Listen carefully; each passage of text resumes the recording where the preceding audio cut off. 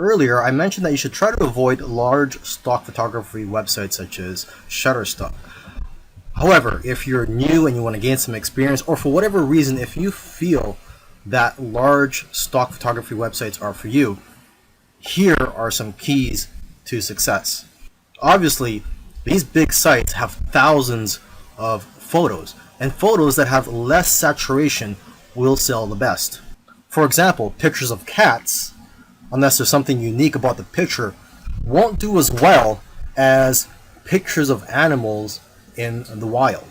Another example is pictures of iconic buildings such as the White House. These types of pictures won't do as well because there's already a lot of pictures of the White House out there.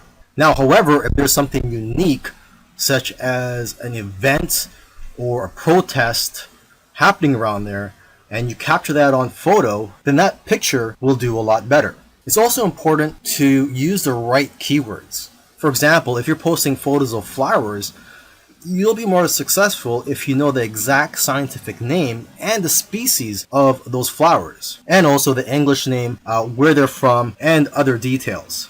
And from what I've seen, the best-selling images are the ones with themes such as Christmas, Halloween, Easter, etc. And new images usually sell better than old images, simply because old images tend to get buried in the search results.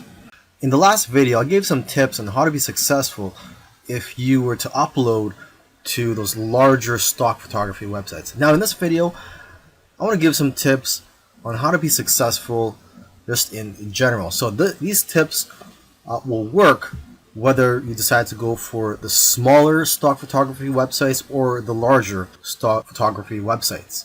To start off with, you cannot be a generic photographer and make money with stock photography. To be successful, you have to niche down. You cannot be too broad. So you have to be very specific and also good at what you do. For example, portraits of people are always popular. So if you can focus on that, you'll probably do well. You should also stay in tune with what's going on in the world. People who are talking about the popular topics of today need images to support what they're saying. And if you are going to be uploading to multiple stock photography websites, you can use an app called MicroStalker for tracking your sales across multiple agencies. And lastly, if you're consistent, you'll increase your chances of being successful with stock photography. You'll do best if you upload a small amount of photos consistently. Selling your photos on stock photography websites is great. However, there is a lot of competition and it is harder to make money nowadays than it is in the past. So one thing I like to tell people who are involved in stock photography, if they want to take their business to the next level, is to start their own website and just sell photos from your own website. And what I like about being in control, having your own website and selling your photos from your own website, is that you can collect the emails of your customers and people who visit your website. And basically, whenever you have new photos, you can notify your list of subscribers. You could also offer deals from time to time. You see, when you have an email list, you could just email them whenever you're in need of some cash flow. Now, what I recommend you do is, if you are going to start your own website, is to make your website focused on one niche. I know of somebody who made $4,000 in 1 month from his own site. Now, aside from just collecting emails from your customers, you could also collect emails from people who just visit your website.